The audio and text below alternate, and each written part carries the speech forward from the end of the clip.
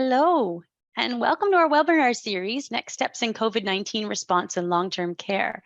I'm Andrea Pichet, Senior Program Lead at Healthcare Excellence Canada, and my pronouns are she and her, and I'm pleased to be your host today. I would like to start by acknowledging that we are meeting on land that has been inhabited by Indigenous peoples since the beginning. In particular, we acknowledge that we are broadcasting this webinar from Ottawa, which is the traditional and unceded territory of the Algonquin Nation. We recognize and deeply appreciate their historic connection to this place and the opportunity to gather here today. We're pleased to offer French simultaneous interpretation for this session. If you wish to hear the voice of the interpreter, please select French from the interpretation menu at the bottom of your screen. We invite you to share your questions and comments at any point using our chat box in either English or French, and we encourage you to respond to each other's comments and answer questions in the chat as well. We will aim to connect as many of your questions as we can with our speakers during the Q&A session at the end of the webinar. If you need support at any time during this webinar, you can reach out to tech support using the chat feature.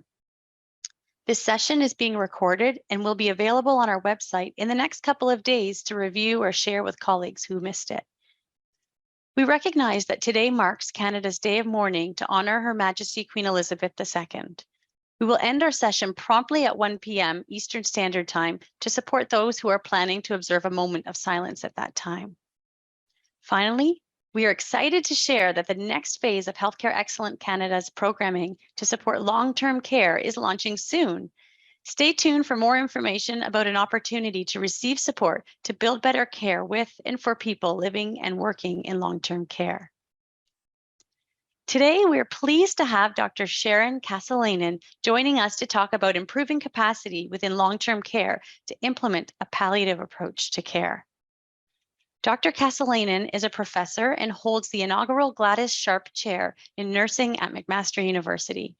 She's an associate member of the Department of Family Medicine at McMaster and an honorary adjunct professor in the School of Nursing and Midwifery at the University of Technology, Sydney.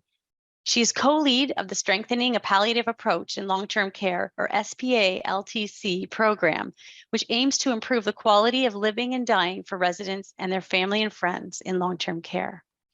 Sharon, I'm pleased to turn it over to you. Great. Just so excited to be able to meet you all and talk to you about some of the work that my team and I have been doing. So given we're 10 minutes in, I'm going to try to kind of move things through a little bit faster. But as Elizabeth nicely posted on the chat, please visit our website. We're constantly adding new resources and developing some of our program components. So please do that. So if you could move to the next slide, please. Great. So today, I'm going to speak a little bit about why a palliative approach to care is needed in long-term care. A little bit of work around some of the review we've done around different models that have been published and tried in long-term care, and then move into speaking about our SPA LTC program that we've been working on for probably, I think we're close to 8 or 9 years now. We've been developing this program and working with residents and families and staff to help us do that. Some of the evaluations, so some of it is published, some not published yet, but I'll share some of the results of the evaluation of our tools and how you can access our resources.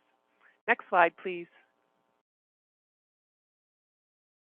So as many of you know, the current stay in long-term care is very short, less than 18 months in Ontario, and here in BC and other provinces, it's moving towards less than 12 months. So this population really is what we would consider a palliative population with, less than a year to live.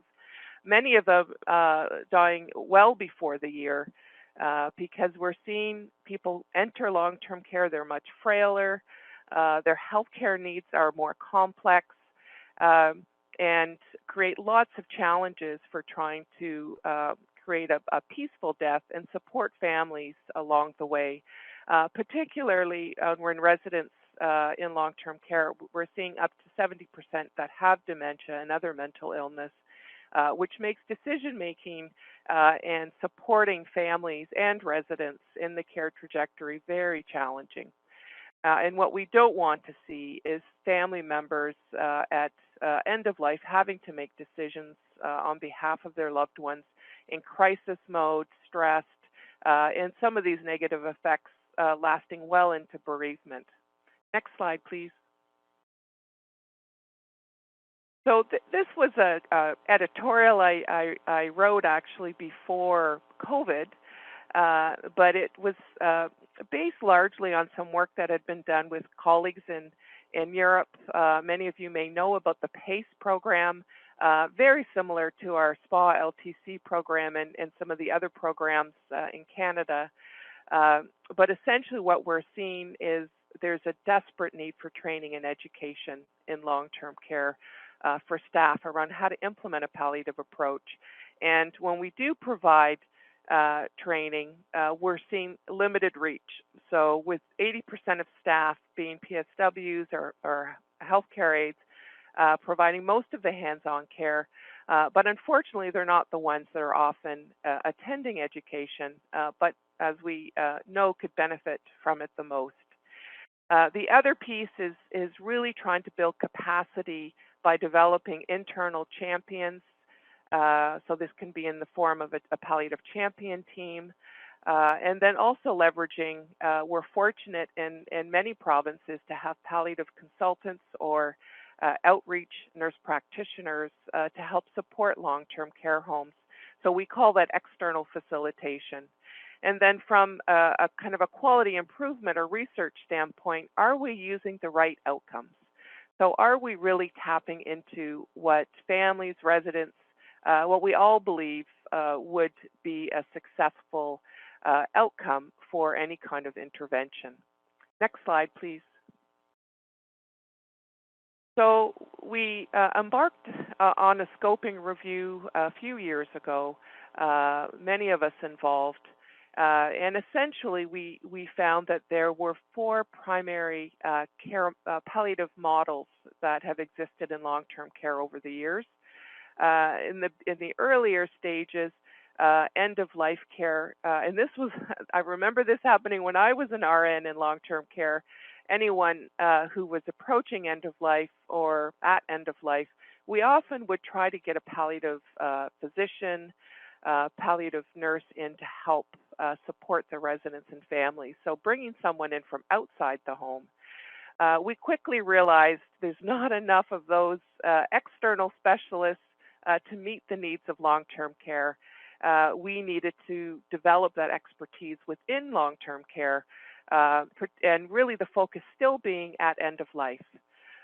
So somewhere along the line, we realized, and thankfully we realized, we needed to actually start earlier. So we needed to start talking about wishes and values and how to prepare families for those decisions at end of life when they're not so stressed. So that's when we brought in the philosophy of a palliative approach. And I would say this has been maybe 15 years. The time is flying by. I've kind of looked to my colleagues in Australia who were probably about 8 years ahead of us on this.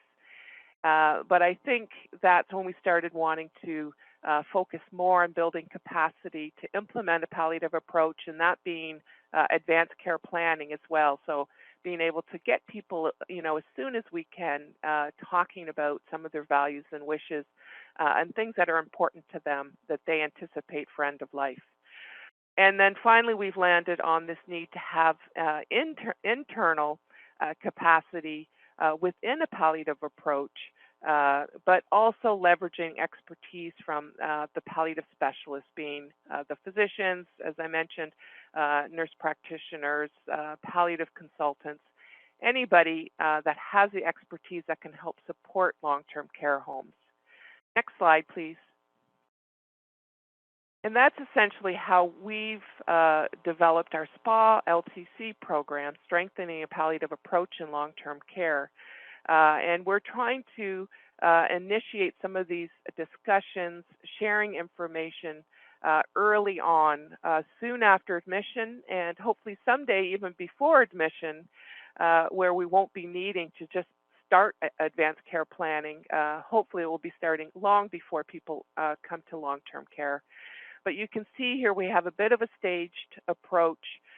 We have some core pillars, we call them. So preparing for future changes, improving comfort and quality of life, and that including pain and symptom management, and then building caring relationships as well. We've seen that more and more in our work, and the need to have those caring relationships within residents and staff, residents and families, families and staff, and staff and staff. We all need to be having a more supportive sense of relationships to really implement a palliative approach successfully. And then at the bottom of the model, you'll see we have a series of interventions really dedicated to building organizational capacity. So these are really developed more towards staff and the organization as a whole to implement a palliative approach. And I'll talk about some of the tools we have later on. Next slide, please. So our research strategy really has been based on participatory action research, or PAR, which is very similar to a quality improvement process where we collect data, reflect on it, try to make changes, develop tools. And we've been doing this for a number of years, stemming way back to when I worked with Mary Lou Kelly on the Palliative Alliance back in the early 2000s. Next slide, please. Here is a kind of a different way of looking at our model. So this is how we've organized our tools and resources kind of conceptually among these core components or pillars that I mentioned before. I think we'll move to the next slide as well. This all can be found on our website if you're interested, or feel free to email me. I'm just cognizant of the time I've wasted, and I don't want to waste any more. So next slide, we have a few tools for staff that we've developed, and that's kind of how I've organized them here for my presentation. So next slide, please. This was findings from one of our recent studies where we held an educational workshop for staff on communication training in particular. We had Jane Webley, who many of you may know of from BC, come to Hamilton and Toronto and implement our palliative communication training for one of our studies. But the key thing here I wanted to highlight, not only was it effective in staff feeling more comfortable to engage in end-of-life discussions in advanced care planning, but you can see here that the PSWs or healthcare aide and the support staff had the lowest levels before the workshop of comfort, but after the workshop, they increased the most. So essentially what I'm saying in this slide, we really need to support our unregulated or frontline staff, being PSWs, healthcare aides, and support staff, rec therapists, dietary. They're the ones who don't often get invited to educational training, but desperately need it and improve the most. Next slide, please. So we've developed a series of 8 e-learning modules. This was for one of our studies that was funded actually through Health Excellence Canada recently. We've piloted them. We're developing some frequently asked questions, and we're using them for another study. But we're also opening them up for anyone else who'd like to access them. They're free of charge. You essentially just need to click on them. You do need to register, so putting in your name and email address. But we'd like to give you a certificate at the end, and that's one way we can do that. So they're developed largely on a palliative approach and aligns up with our SPA model. Elizabeth Antefo is the brains behind them. I'll give her full credit. She did an excellent job and is another BC clinical nurse specialist who helped us develop them. They're free, they're open access. Highly recommend using them if you feel they would be helpful. Next slide, please. And the nice thing with the modules is that they're not intended for support staff only. We actually developed them more for support staff, personal support workers, healthcare aides, and really what are the core nuggets of a palliative approach. And we tried to keep them short. They're all under 15 minutes, so hopefully staff can do them when they have time in their day. But yeah, hope would love to get feedback if any of you do try them out. We're always looking at improving our resources. So the other resource that we've used and found quite successful in building internal capacity is using comfort care rounds. And I will be very honest that this is not one of our brainy activities. It came from the palliative consultants here in Ontario who have been implementing them for quite a while. Mickey Turner, before she was retired, she worked closely with me on one of my studies and led the comfort care rounds at the home we were working with, and with wonderful results. It's really dependent on the home how often they want to use them, the topics that are discovered or discussed. And some homes actually have morphed it into a bit of a huddle around the nursing station. So rather than pulling people off the floor, they just gather staff while they're available and just meet at the nursing station and have some debriefing. So this is a wonderful opportunity to reflect on previous resident deaths and to get staff talking about what went well, what didn't go well, also around current issues among staff and residents dying, or is there a particular resident who's struggling with pain management, and having an external consultant or a very well-trained internal consultant we've used as well to help kind of facilitate and mentor staff working through some of these issues. So this is a publication if anyone's interested. And next slide, I'll be able to talk to you about some new resources. Dr. Abigail Wixon-Griffiths from the University of Regina helped develop these, and these are really for training for staff based on common topics that we've seen discussed in comfort care rounds. So it's a way to use for staff training to kind of be a bit more preemptive, and they're very detailed. You'll see here, and offers staff a way to kind of go through different questions that you can ask other staff. So it's a bit of a training module for holding comfort care rounds. Next slide, please. The other piece that we've developed, we've found a wonderful IT person who's helped us develop these e-learning modules. So we've developed these. We call them polish your practice, or polishing practice for PSWs and health support workers. Again, trying to target personal support workers, healthcare aides, support staff. And these were three common issues that we noticed were coming out of chart audits that we were doing for one of our studies. Dr. Tamara Sussman at McGill largely led this, and we developed these case scenarios based on these topic areas. And again, it's an e-learning module, so you can walk your way through it. There's some reflection questions, but really trying to build capacity within staff, how to communicate effectively with residents and families, and how to manage their own questions and comfort level in these kinds of situations. So those, I don't know if they're on our website yet. They may be, but they will be coming shortly. Another great way to build capacity among staff. And even though I emphasize personal support workers and healthcare aides and support staff, to be honest, I think nurses can benefit just as much from some of these resources. And I'm trying to get them into our undergrad program as well for nursing, because something is better than nothing that's happening right now. Next slide, please. So we have some wonderful videos, literally hot off the press in the last couple of months. One that really has been focused on family-centered care.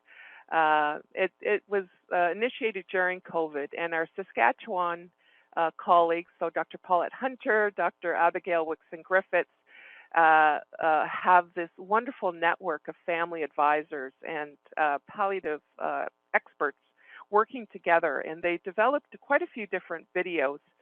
Their focus really is on trying to nurture family-centered care. So this is one video here. We have a few on our website. The second video, Dr. Sandy Shaman, many of you may know in Ontario in particular. She has a leadership role in the Ontario Long-Term Care Clinicians group, as a medical director, a palliative physician, a wonderful combination for long-term care homes. So we have a video with her speaking about what a palliative approach is from her perspective. We have a nurse as well speaking and a PSW in this video, just trying to kind of get everyone on the same page around what a palliative approach is. And it's a wonderful video to learn about that. And then finally, Dr. Shane Sinclair at the University of Calgary. Many of you probably know him. He's just a fabulous speaker and has done a lot of work around compassionate care. And Margaret Keatings, who's a family advisor on our studies. Both of them are profiled in this video, and it's really just a fantastic video. One of the things we have found in many of our projects, we often don't give the focus we need to on spiritual care, supporting residents and families within a spiritual perspective. So this is something we're trying to work towards, and this was one of our first tools, was to develop a video. And you know, as Shane would say, spiritual care doesn't always have to involve you know, a reverend, a pastor, you know, a rabbi. There's many things we can be doing in our day-to-day practice to support spiritual care in long-term care homes. Next slide, please. We have, this is kind of cool, you know, for those of you who like podcasts and maybe have a big commute on your way to work, we have a series of podcasts that we've developed and we're continuing to develop, looking at different roles in long-term care. We have Amit Arya, who's a palliative specialist. Sandy Shaman, again, is on a podcast. We have a PSW. We have Mary Lou Kelly. We have a nurse. We have family advisors, palliative consultants. We have an excellent one from Palliative Consultants that's actually getting quite a bit of uptake. We can see how many are listened to, and that's one of our popular ones. We're constantly adding new ones. We have one from a rec therapist as well around what a palliative approach in terms of a rec therapist means and how they can help support it in their practice. Next slide, please. Okay, and we'll just move to the next slide. I've talked a little bit about some of the work we've done to support staff or building capacity among staff in the organization. Now, we've also have tools that we've developed to support residents and families in meeting their needs. And this is one of our very first resources we never planned to make, Dr. Sussman and I, in one of our studies, but we quickly realized that families were needing more information about what to expect within a palliative approach and to give them some information early on. Staff were telling us this was important, but they didn't always say that they were that comfortable with having these discussions. So we decided to develop these pamphlets. So we have 5 of them on different common conditions in long-term care. So you can see here, they are downloadable. We have a kind of a 2-page template that we developed for our Health Excellence Canada project again, so that they're a little bit easier to print. These are tricky to print. And we've gotten some feedback from families about accessing them online. The main thing is we get the information out to families and residents. We have different modes to do that. Next slide, please. So what we've done in some of our homes is just have these on display.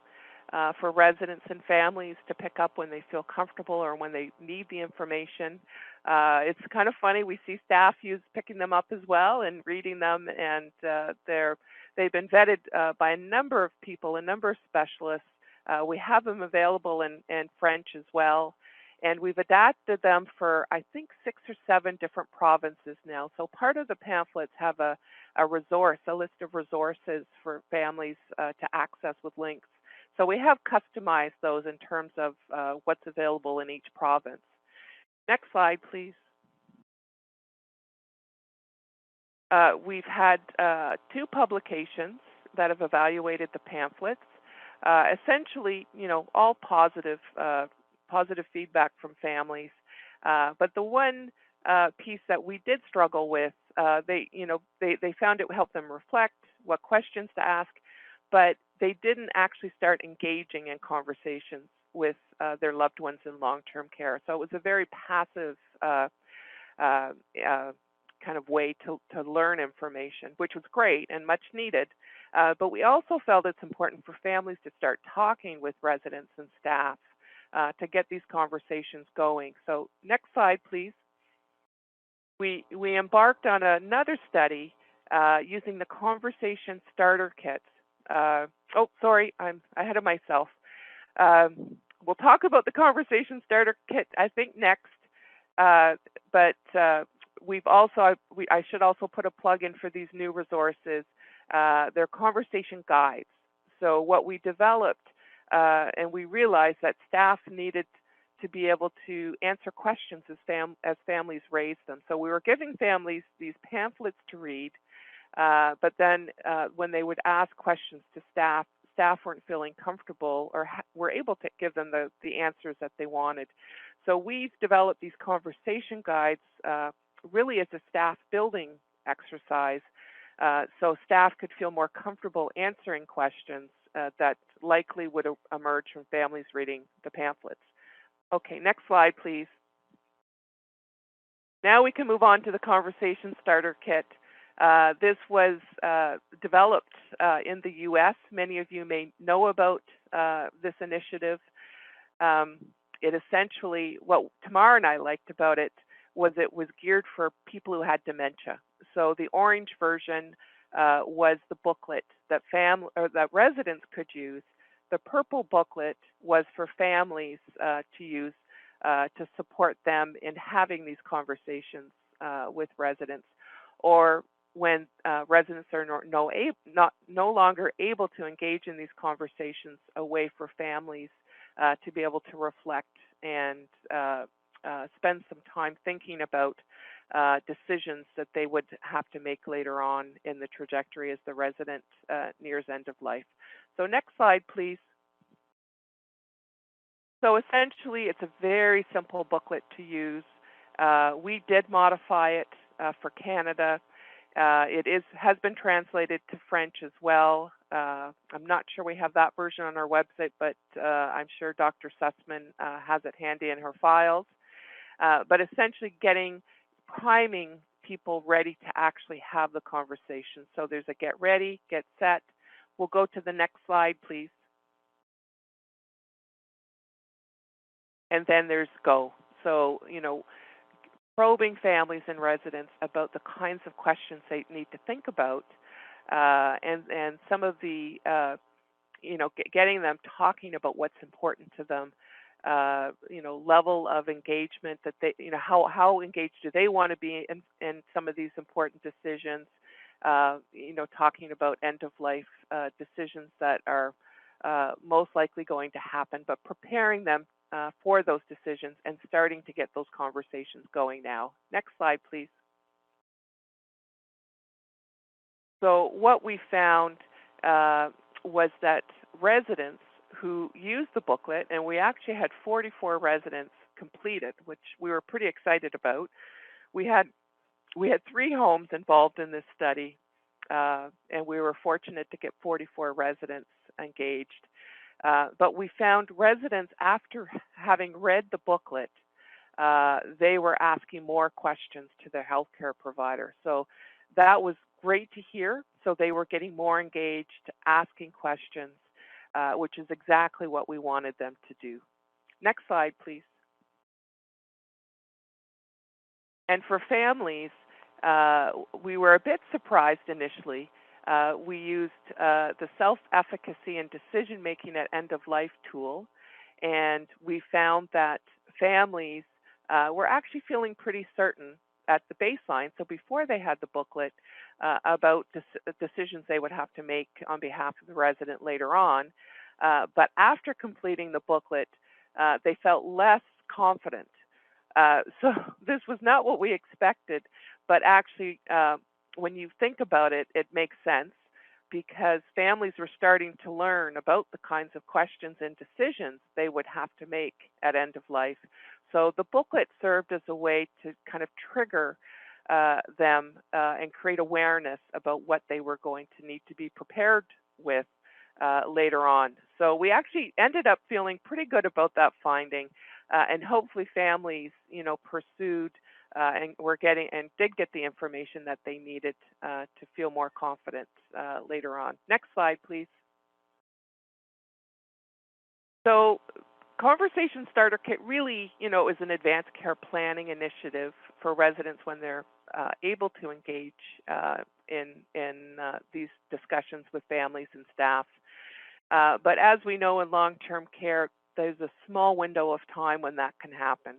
But largely, we're looking at end-of-life decision-making, goals of care, treatment decisions, which we have really tried to focus in on with palliative care conferences. So this is something we've learned from our Australian colleagues who have included this in their toolkit as well.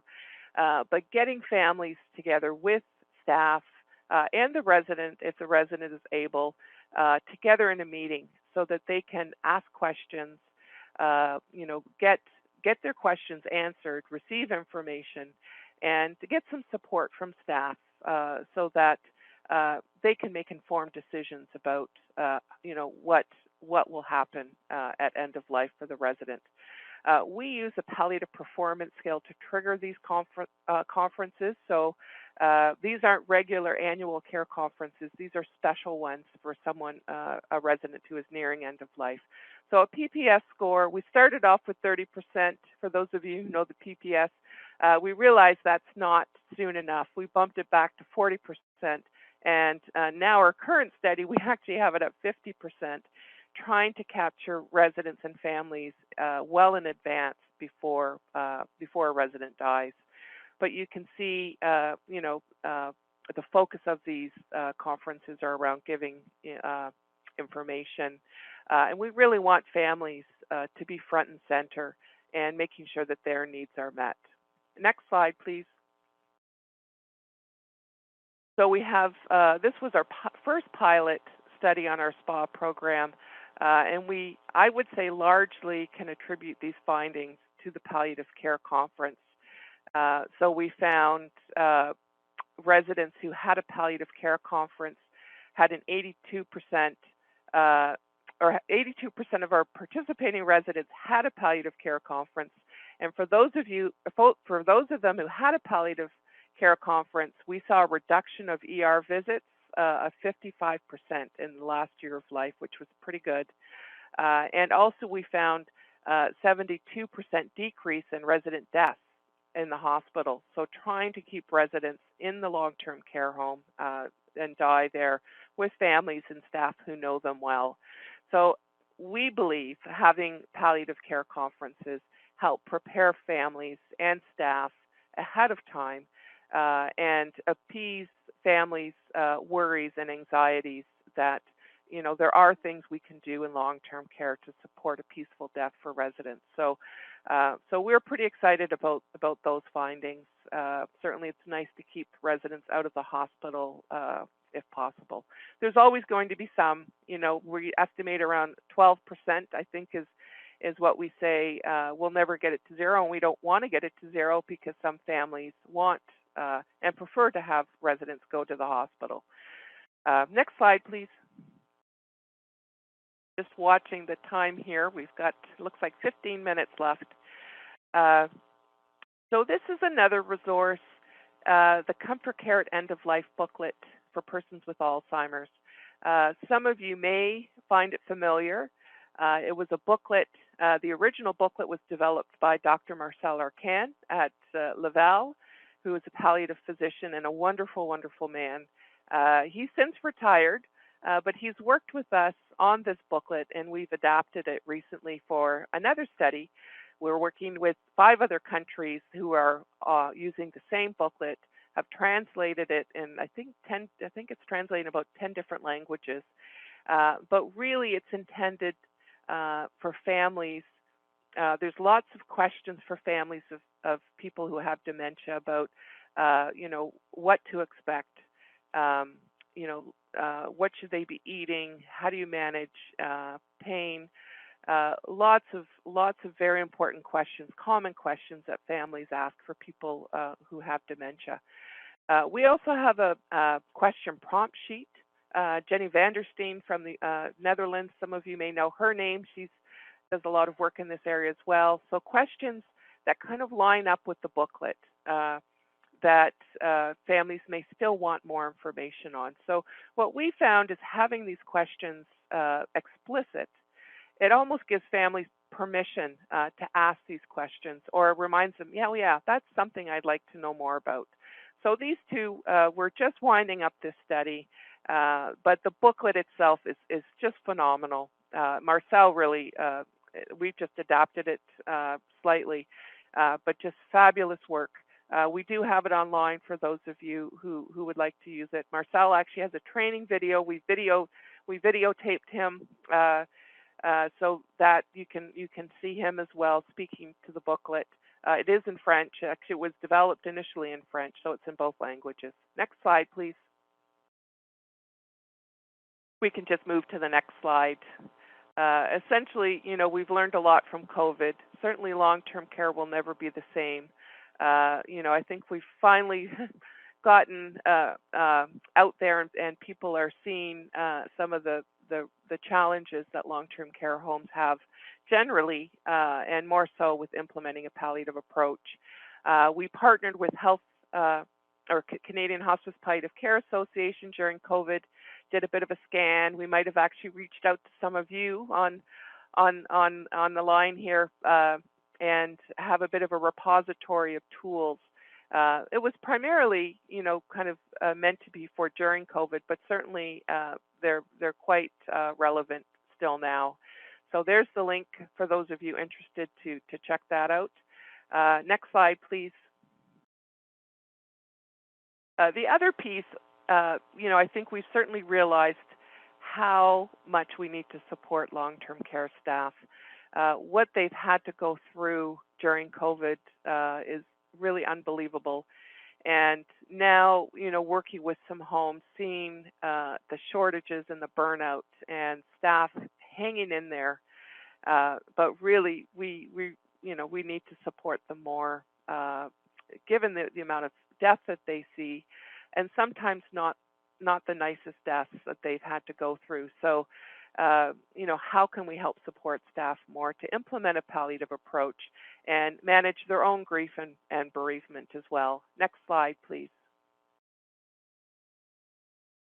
So many of you may have heard about reflective debriefing.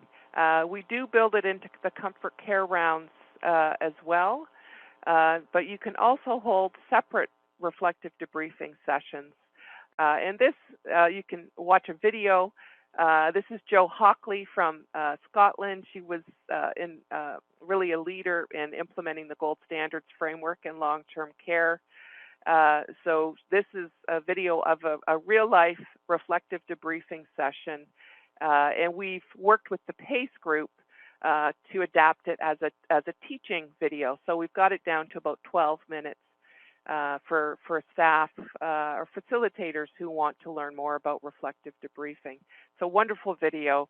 And then we also have kind of a 2-page cheat sheet for staff who want to hold reflective debriefing sessions themselves in their own home. And we hope that will happen, working your way through how, to describe the event. How did you feel?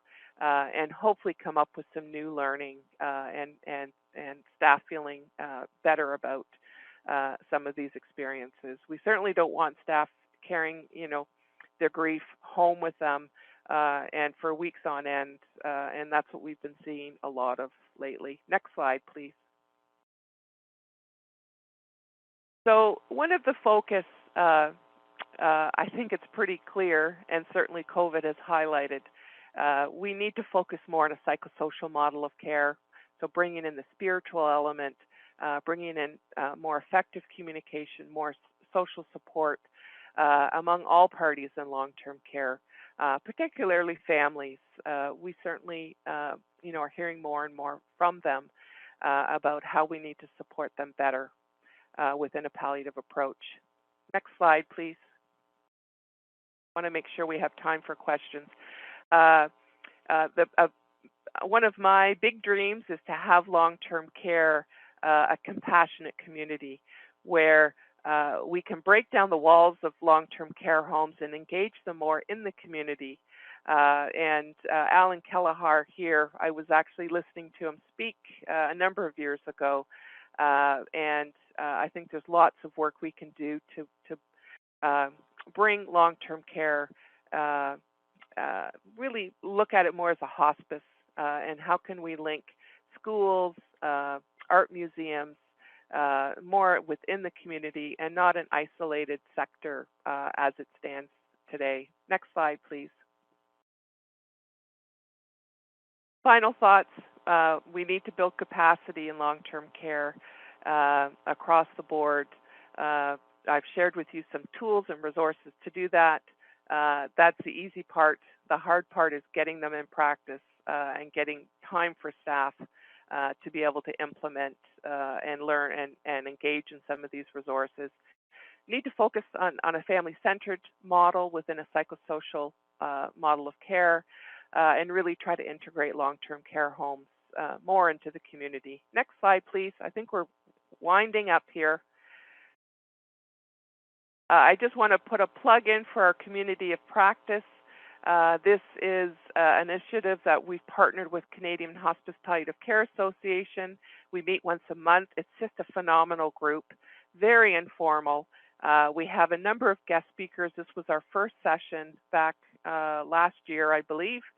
And we continue to have them. Great way to network with other like-minded colleagues.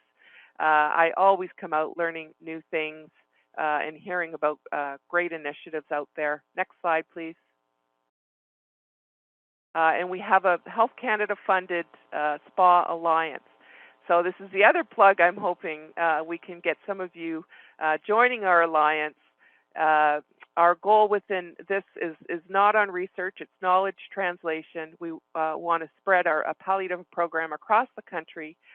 We have funds to help support that with different regions who are interested, but feel free to reach out to me. There is a link on our website as well. And I think that might be it. Amazing. Well done. Well done, Sharon. I think that was a whistle-stop tour to a whirlwind of resources, which is exactly what our audience was looking for. Lots of questions and comments came in looking to get connected to the specific resources that you've shared. So just sort of a public service announcement that we will share all the resources that were embedded in this presentation through email with all of our registrants. And there was also questions around access to resources in French. And I know, Sharon, you mentioned that a lot of your resources are already translated. So hopefully through the SPA LTC website, those of you looking for resources in French will find a lot of what you're looking for there as well. We have a couple of questions, and then we haven't got, we've only got a couple of minutes here before we have to do some wrap up in our poll. But one of the questions that came in, I think, was related to your research with the Conversation Starter Kit. And the question was around the role of social work or social service work in that research and how you may have included that.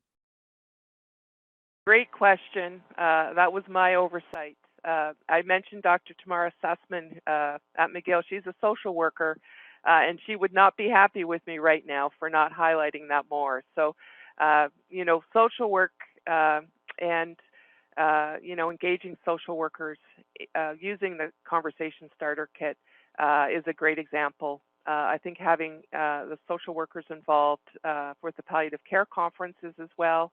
A couple of our studies, that's who we have largely leading them. The problem is not all homes have social workers or social service workers, which is a challenge. But our spa program, there's no discipline we're leaving out. We try to be very inclusive, and certainly, social work and Tamara has done some excellent work leading the pamphlets and the conversation starter kit. For those of you who are interested, some of her publications, feel free to email me and I can share them with you. But largely, we're seeing the need for more compassionate care, better communication, and social workers are a wonderful resource to help with both of those.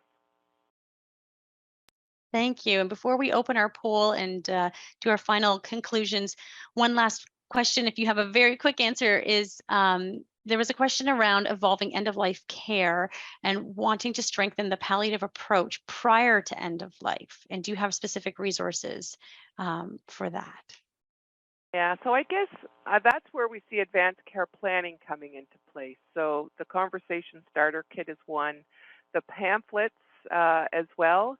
Our dream is to have the pamphlets that I've mentioned given out at admission, or at the very least at the 6-month post-admission conference, just planting that seed.